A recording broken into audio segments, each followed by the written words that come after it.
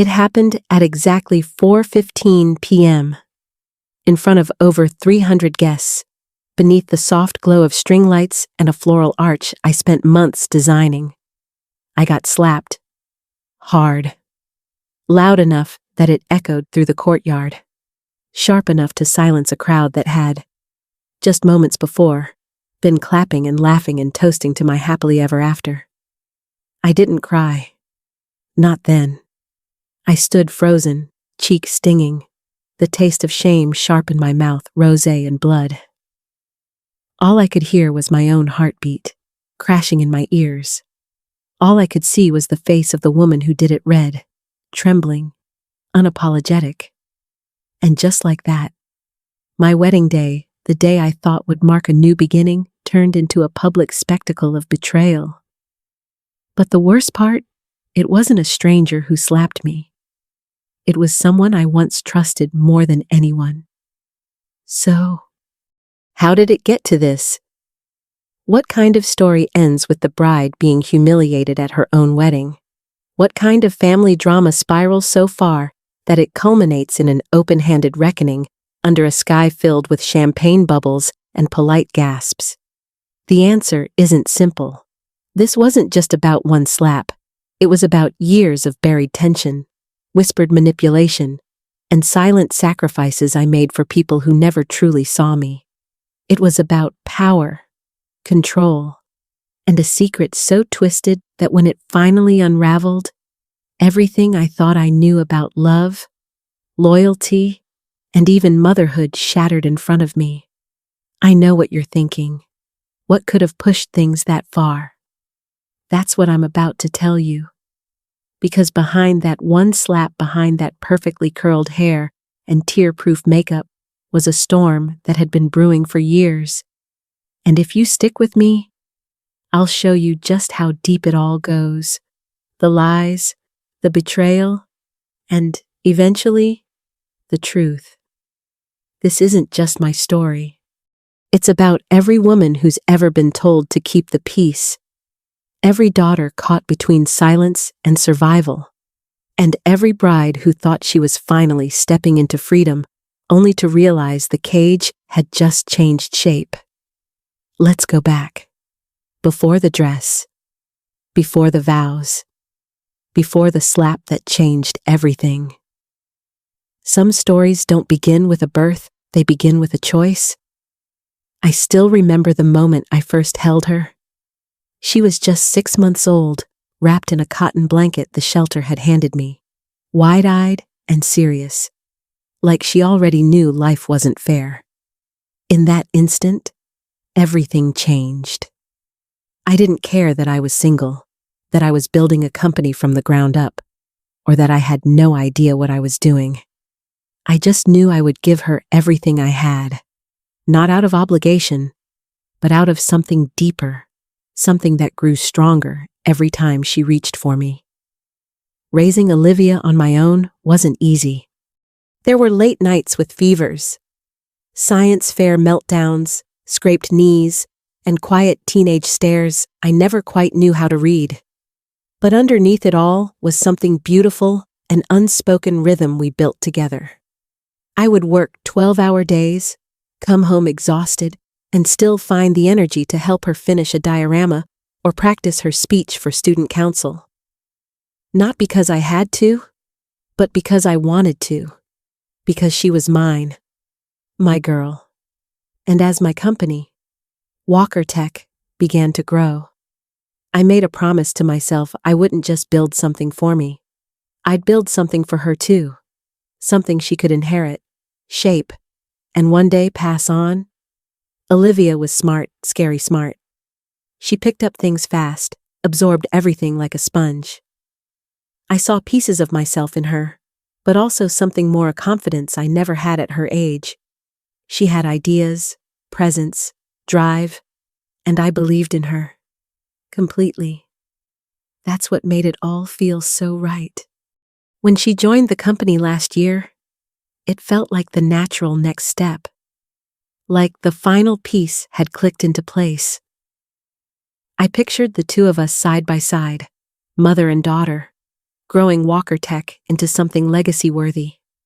I was ready to hand her the reins, proud to, excited, even.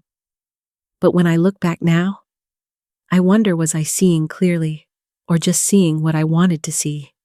Because love, real love, can make you blind. It can wrap around your fears and turn them into hope. And in that hope, you miss things. I missed things. Still, in those early days, all I could feel was pride and love, woven together in every boardroom meeting, every coffee run. Every time I saw her sitting at the desk I once worked 12-hour days to afford. That's why what came next hurt the way it did. But I'm getting ahead of myself, because before things started falling apart, they were at least for a while beautiful. And I need you to understand that first. I need you to see who we were, before trust started to slip through my fingers like sand, before the first cracks began to show. I'd picked our usual spot, Maple and Main Cafe, the little corner place with overstuffed chairs and caramel lattes that tasted like home. It felt right for the occasion. A quiet place, familiar, intimate. I was excited, nervous too, but mostly proud. This wasn't just a wedding gift, it was a symbol, something deeply personal. I was handing her a stake in Walker Tech, $18 million in equity, representing decades of sleepless nights, all wrapped up in a beautifully printed certificate inside a leather folder. She was already there when I arrived, calm, composed. She smiled, but it didn't quite reach her eyes. I brushed it off, probably just the wedding stress. I told myself. We made small talk. I sipped my coffee. Then, I slid the folder across the table and waited for that spark, that look of surprise and gratitude I imagined 100 times in my head. It didn't come. Instead, she opened the folder, stared at the papers for a second, then closed it slowly and placed it aside like it was a brochure.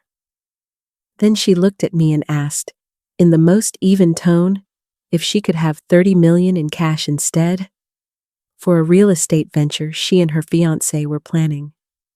At first, I laughed, not because I found it funny, but because I couldn't process it.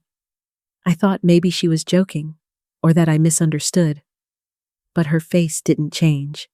It was all business, no warmth, no emotion. I felt something inside me shift. It was subtle, like the first click in a series of locks. Confusion turned into this quiet ache, like I'd been handed someone else's daughter and told she was mine. I tried to explain what that equity meant, not just the money, but the legacy, the trust. But it was like I was speaking a different language. She said it was just business, that the market was hot, and this was the smart move, that she and Derek needed liquidity now.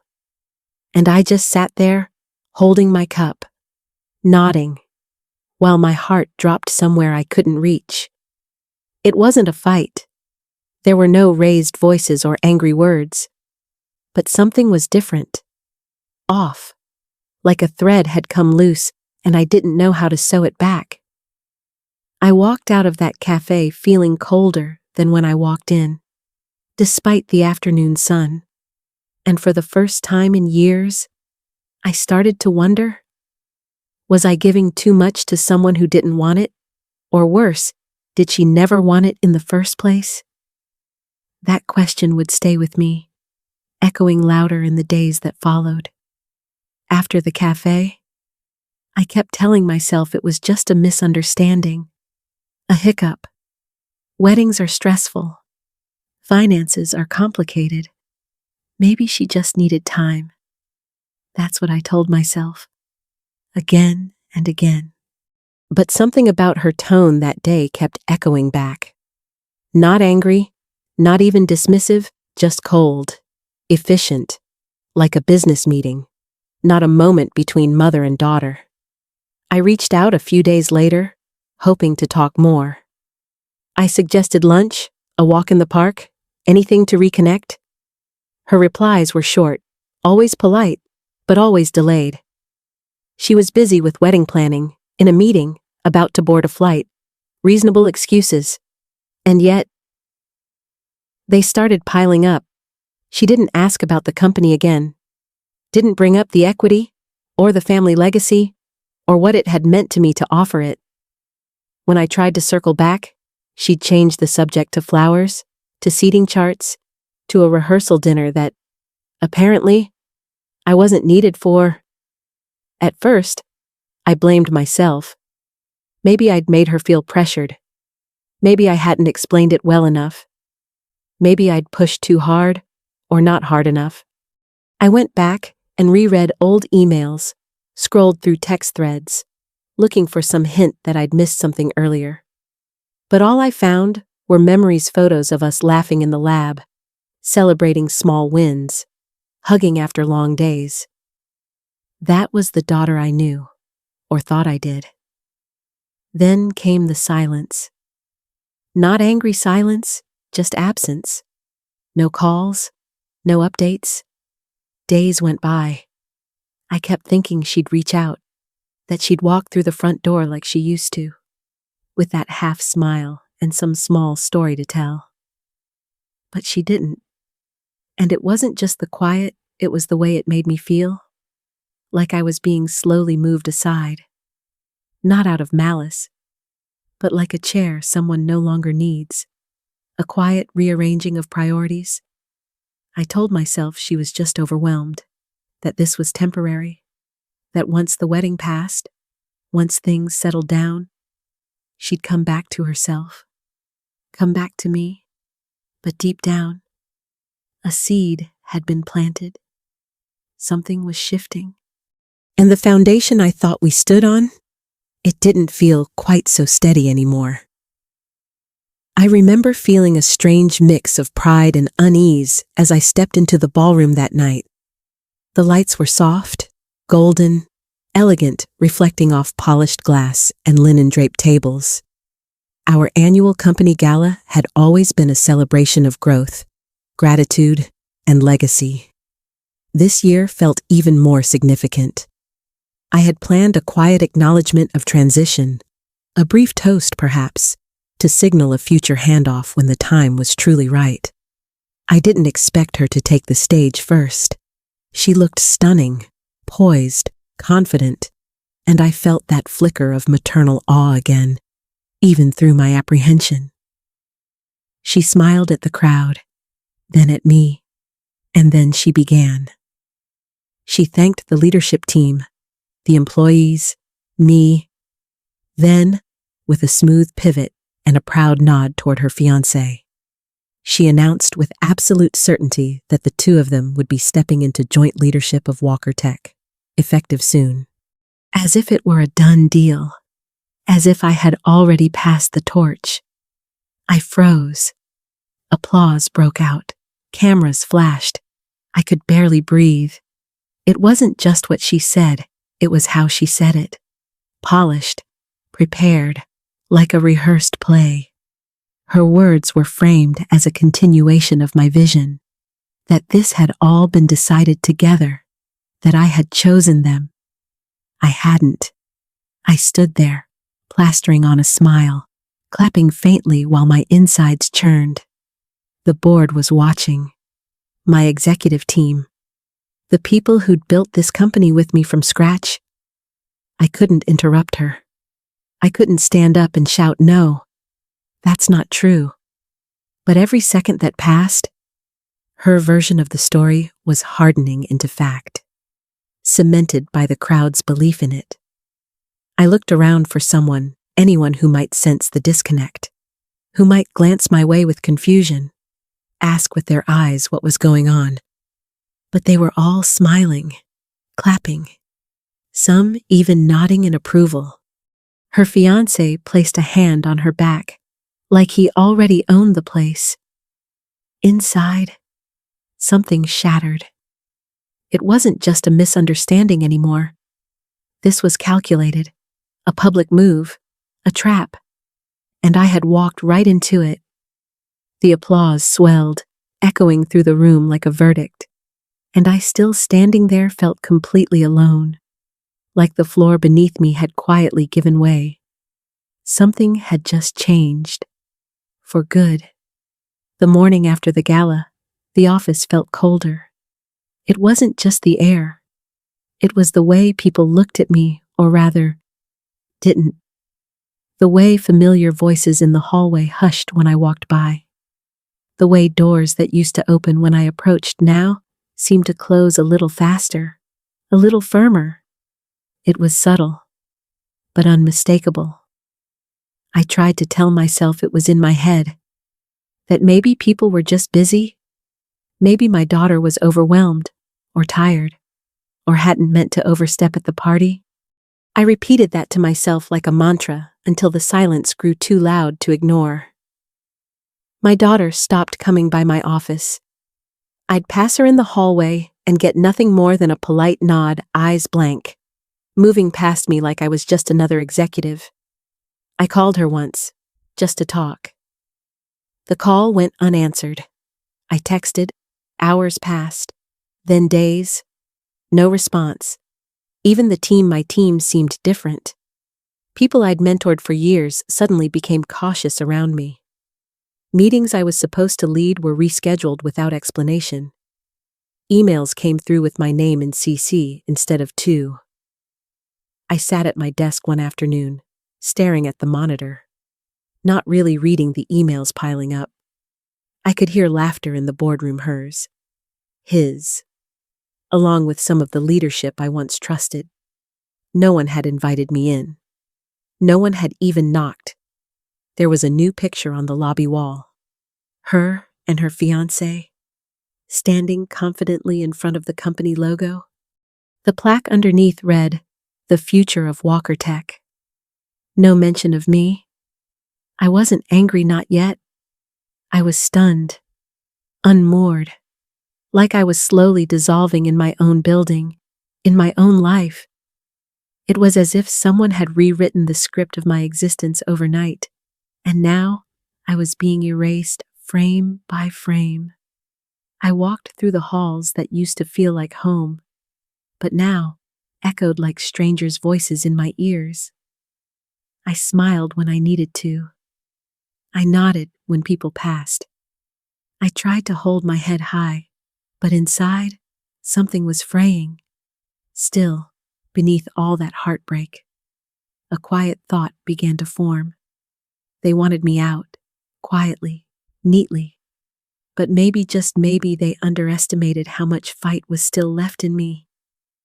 And maybe it was time I stopped pretending I didn't see what was happening. Something in me had just shifted. I used to believe in coincidence. Little things. A calendar meeting moved without explanation. A board member who suddenly stopped replying. A proposal I sent that got rerouted, then ignored. I told myself it was just business. People got busy. Miscommunications happened. Not everything was personal, but when you start connecting dots, you stop believing in luck. It was a Tuesday afternoon when I found the file buried in a shared folder I technically no longer had access to. A spreadsheet, color-coded, my name at the top. A log of every decision I'd made over the past year. Mistakes highlighted, comments attached, questionable judgment, unilateral move, unstable emotional response. They were building a case. And the worst part, they'd been doing it for a long time. I started to see it all differently. The way Tim from finance had started looping my daughter into internal reviews that used to go straight to me. How Susan from HR always seemed to bump into me after tense meetings asking innocent questions I now realized weren't innocent at all. Even the IT guy's sudden friendliness made more sense.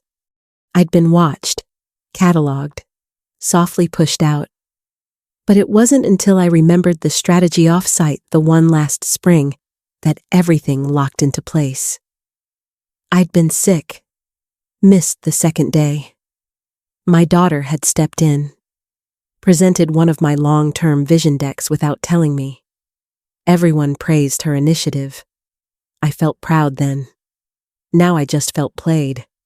Even her affection, in hindsight, had boundaries. Hugs timed for the hallway. Smiles turned off just a second too early. I thought it was stress. Cold feet before the wedding. Now I knew better. This wasn't sudden. This wasn't impulsive. It was crafted. And I wasn't just collateral damage. I was the target. That realization didn't make me cry. Not right away. It was too sharp, too clean, like glass snapping inside my chest. I sat in my office, what used to be my office, and let the silence stretch. No one knocked. No one came. There's a difference between falling and being pushed. And now, I finally understood which one this was. But I wasn't ready to act. Not yet. Not while I was still bleeding. I stopped trying to win their affection the day I realized they were never on my side to begin with. The silence had settled into something heavier like armor. People avoided my eyes in the halls. My daughter barely said my name, but I stopped expecting kindness. I stopped waiting for explanations. What I started doing, instead, was watching. Carefully. At first, I let them think they'd broken me.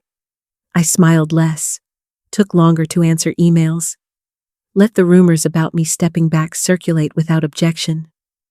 I even left a few personal boxes on my desk visible, just enough to suggest I might be packing. It worked. They loosened around me, grew careless, and in those small lapses, I found exactly what I needed. I started keeping notes, old school, handwritten, tucked into a plain black journal I carried everywhere. Who met with whom? Who avoided certain floors? Who printed what? When? I had my assistant forward me calendar snapshots every Friday, just to stay updated. I copied files to a secure drive, discreetly labeled under a dummy foundation name. The pieces were shifting, but this time, I was the one moving them. I didn't feel angry anymore, not in the way I had before. What I felt was sharper, colder. Not rage, but strategy. Not grief, but clarity. It was the kind of energy that came when you stopped begging for the truth and started building your own.